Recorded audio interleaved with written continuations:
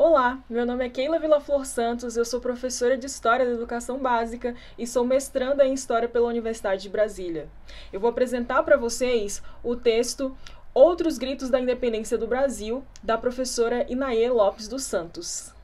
Bom, então vamos lá. Você já deve ter visto ou ouvido falar do quadro Independência ou Morte de Pedro Américo.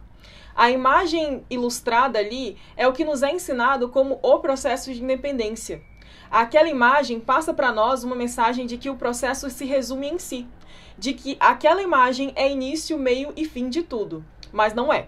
O suposto grito de independência apaga um fato pouquíssimo comentado, que é o de que Leopoldina já tinha assinado antes a independência. Além disso, por meio daquela imagem, temos reforçado o mito da passividade do brasileiro, que não reage às mudanças políticas que acontecem no próprio país. O mito da passividade do brasileiro também reforça o mito da interação harmoniosa entre as três raças, e isso apaga todas as lutas promovidas pelo povo brasileiro.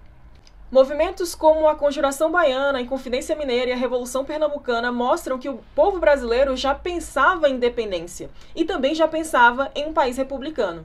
Mas o suposto grito de independência de Dom Pedro I, a proclamação sendo feita e conduzida por Dom Pedro I, garante a permanência da monarquia no Brasil.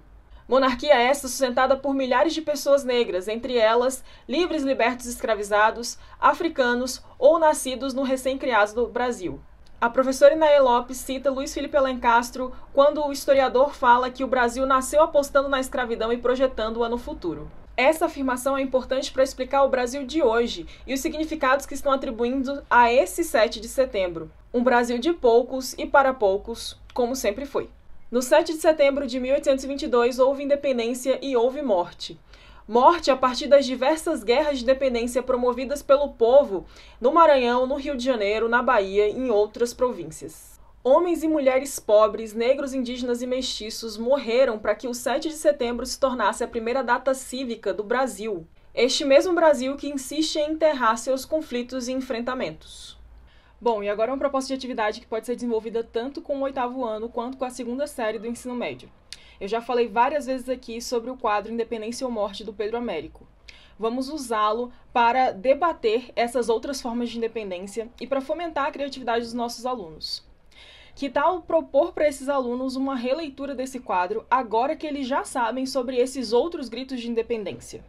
A ideia é montar uma exposição na escola a partir das releituras produzidas por eles. Essas releituras podem ser em tela, podem ser desenho, podem ser murais. Isso fica à sua escolha. Como é uma atividade longa, vale a pena mediar se todo o processo criativo vai ser acompanhado pelo docente em sala de aula ou se começa em sala de aula, termina em casa e depois eles montam a exposição juntos. Vou dar um exemplo de como pode ser essa releitura. Agora que os seus alunos já conhecem, por exemplo, a história de Maria Filipa, que tal colocá-la no centro daquela imagem? A imagem não precisa ter os mesmos personagens que foram apresentados pelo Pedro Américo, porque é justamente essa a ideia de uma releitura.